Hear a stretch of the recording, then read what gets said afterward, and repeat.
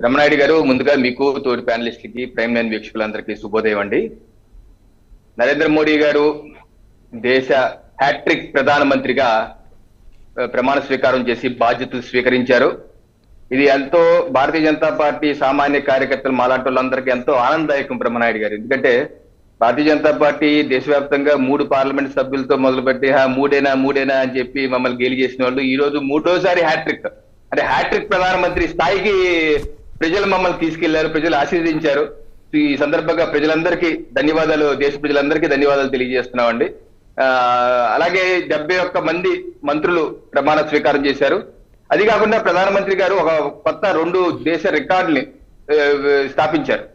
ఒకటి, జవహర్లాల్ నెహ్రూ గారు 3 సార్లు హ్యాట్రిక్ ప్రధానమంత్రిగా జవహర్లాల్ నెహ్రూ గారు చేశారు, ఆ తర్వాత ఎవరూ చేయలేదు.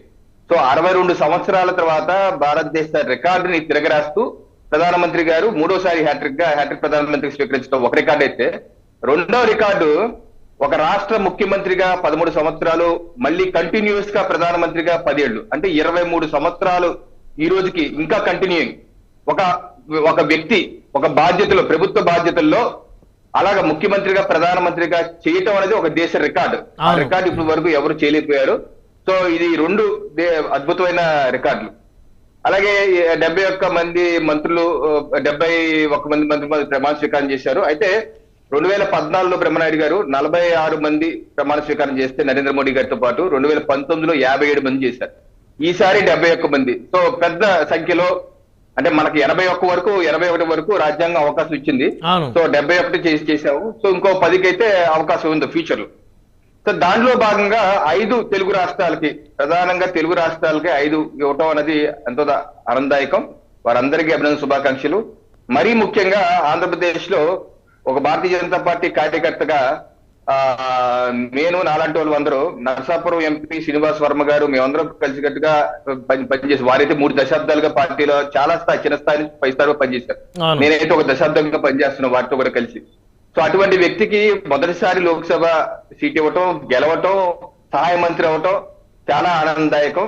అలాగే రామ్మోహన్ నాయుడు గారి గురించి ప్రత్యేకంగా చెప్పాలి. ఆయన హ్యాట్రిక్ ఎంపీ, ఉత్తరాంధ్ర నుంచి నాకు గుర్తుండి హ్యాట్రిక్ కేంద్ర కేబినెట్ మంత్రి. ఎందుకంటే వారి తండ్రి గారు కేబినెట్ మంత్రి చేశారు, అశోక్ గజపతి రాజు గారు చేశారు, అలాగే వీరు. సో 3 ఉత్తరాంధ్ర వాళ్ళు, 3 కేబినెట్ మంత్రులు. ఇక్కడ రామ్మోహన్ నాయుడు గారు 26 సంవత్సరాలకి మొదటిసారి ఎంపీ అయితే 36 సంవత్సరాలకి కేంద్ర మంత్రి అయిపోయారు. అతి స్వల్ప వయసు, పిన్న వయసు. ఇప్పుడున్న కేబినెట్ లో అతి పిన్న వయసు 36 ఏళ్ళు కాదు, 37 ఏళ్లలో ఉన్న మహిళ కూడా ఉన్నారు. సో ఈయనైతే అతి పిన్న వయసు. అలాగే పెమ్మసాని చంద్రశేఖర్ గారి గురించి కూడా ప్రస్తావించాలి. వారు కూడా విద్యార్థికులు, ఒక సామాన్య కుటుంబం నుంచి వచ్చి ఎంసెట్ లో 27వ ర్యాంక్, మెడిసిన్ లో 27వ ర్యాంక్ రావటం, 27 అంటే ఉస్మానియా యూనివర్సిటీలో ఎంబీబీఎస్ చేయటం, తర్వాత హైయర్ ఎడ్యుకేషన్ పీజీ యుఎస్ కి వెళ్ళటం.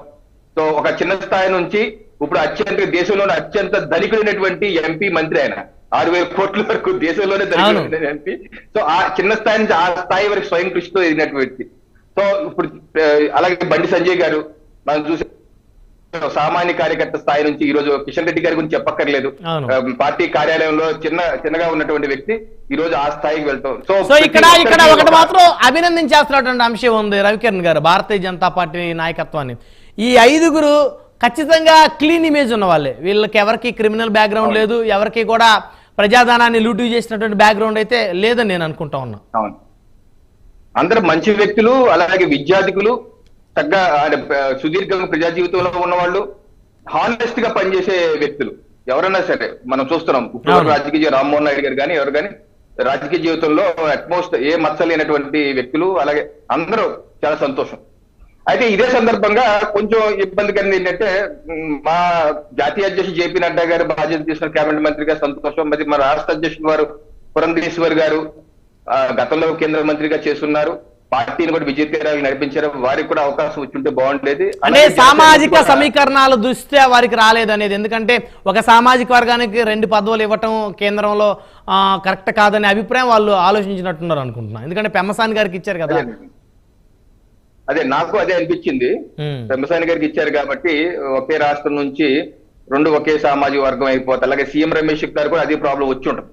ఎందుకంటే రామ్మోహన్ నాయుడు గారు వారు ఒకేసారి ఒక తెగల వేరైనా ఒకే సామాజిక వర్గం అవుతారని బహుశా వచ్చి ఉండదు. అవును. అలాగే జనసేన నుంచి కూడా ప్రాతినిధ్యం ఉండవలసిన అవసరం అయితే ఉంది. అలాగే ఎన్సీపీ అజిత్ పవార్ గారి గ్రూప్ నుంచి కూడా ఎవరు మంత్రిగా ప్రమాణ స్వీకారం చేయలేదు.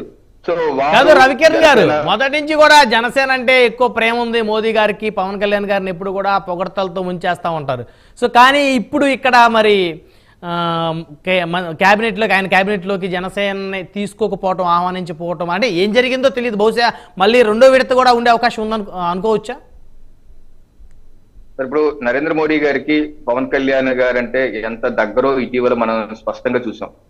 పార్లమెంట్ ఆఫీస్ లో జరిగినటువంటి సమావేశంలో అవును, ఇక్కడ ఉన్నారు కదా పవన్, ఈ పవన్ కాదు ఈ తుఫాన్, ఏ పవన్ అయ్యే ఆంధీ హై అన్నారు.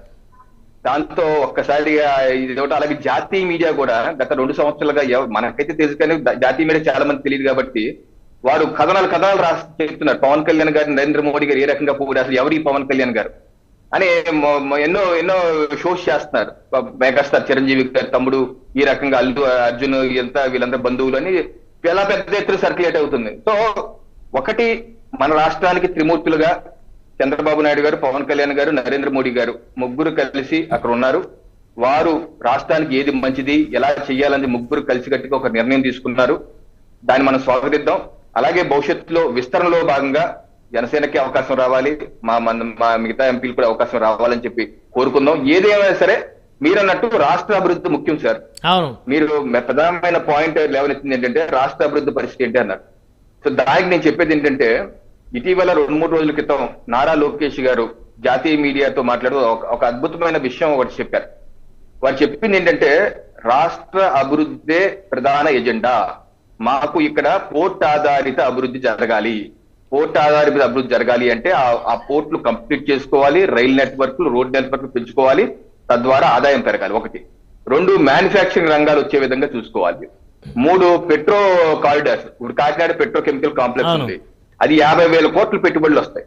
అలా పెట్టుబడులు వస్తే మనకి 50,000 ఉద్యోగాలు వస్తాయి. అలాగే ఆ యొక్క ప్రాజెక్టు 7-8 సంవత్సరాలుగా ఆగిపోయింది. ఎందుకు ఆగిపోయిందంటే వైబిలిటీ గ్యాప్ ఫండింగ్ కింద రాష్ట్ర ప్రభుత్వం 500 కోట్ల చొప్పున 10 ఏళ్ల పాటు ఇవ్వాలి. అది 7-8 ఏళ్లుగా ఏ ప్రభుత్వం వచ్చినా ఆపేసి కూర్చున్నారు. సో అటువంటి క్లియర్ చేసుకోవాలి. సో నారా లోకేష్ గారు ఏమన్నారంటే ఈ రకమైన 3 ప్రధానమైన ఉన్నాయి, అలాగే అమరావతి నిర్మాణం, అలాగే పోలవరం పూర్తి. సో దీనికి అచీవ్ చేసేవారు. అలాగే మేము ఇచ్చినటువంటి మేనిఫెస్టో 5 ఏళ్ళలో 20 లక్షల ఉద్యోగాలు. సో అది అచీవ్ అవ్వాలంటే ఇవన్నీ మేము లక్ష్యంగా పెట్టి సాధించుకోవాలి. అది ఎలా సాధించుకుంటాము, ప్రత్యేక హోదానా లేకపోతే XYZ ఏదన్నది ముఖ్యం కాదు, మార్గం ముఖ్యం కాదు, లక్ష్యం ముఖ్యం, గమ్యం ముఖ్యం. దాని ఆధారంగా పనిచేస్తాం అన్నారు. ఎక్కడ 2024 మా మేనిఫెస్టోలో ఎక్కడ ప్రత్యేక హోదా ఇస్తామని చెప్పి మేము ఎవరికి చెప్పలేదు. అలా అని చెప్పి మనం చూస్తున్నాం. బ్రహ్మనాయుడు గారు 4వ తారీఖు సాయంత్రం నుంచే కొన్ని ప్రతిపక్షాలు అలాగే సెక్షన్ ఆఫ్ మీడియా తెలంగాణ కూర్చునే కోన మేధావులు, కమ్యూనిస్ట్ మేధావులు మోడీ గారి మెడలు వంచండి, తొడలు కొట్టండి, గొడవలు పడండి మొదలెట్టేశారు అప్పుడే. సో ఎన్డీఏ కూటమి మధ్య చిచ్చులు పెట్టాలి ఏదో రకంగా. 2018 ఏ రకంగా చిచ్చులు పెట్టారో అలాగే చిచ్చులు పెట్టాలని చెప్పి ప్రయత్నాలు చేస్తుంటారు. మేము వాళ్ళ ట్రాప్ లో పడం. మా లక్ష్యం రాష్ట్ర అభివృద్ధి. 71 మంత్రుల సహకారం తీసుకుంటారు మా మంత్రులు, మా నాయకత్వం, నరేంద్ర మోడీ గారు, చంద్రబాబు నాయుడు గారు, పురంధేశ్వరి గారు, పవన్ కళ్యాణ్ గారు. ఆ రకంగా 5 ఏళ్లలో అద్భుతమైన అభివృద్ధి చేయటమే లక్ష్యంగా. కొన్ని సాధించవచ్చు, చేయలేకపోవచ్చు. చేయలేకపోయినా 2029లో నచ్చ చెప్పి ప్రజలకు చెప్పి ఒప్పించి మేము నిజాయితీగా ఉంటే, మేము పద్ధతిగా ఉంటే ప్రజలు సహకరిస్తారు. అంటే 2029లో కూడా మళ్ళీ మీరే రావాలని కోరుకుంటున్నారు? నో డౌట్, డెఫినెట్ గా మనం పద్ధతిగా పరిపాలన చేసుకుంటే తప్పనిసరిగా ప్రజలు హ్యాట్రిక్ నరేంద్ర మోడీ గారికి అవకాశం ఇచ్చారు. అలాగే హ్యాట్రిక్ చంద్రబాబు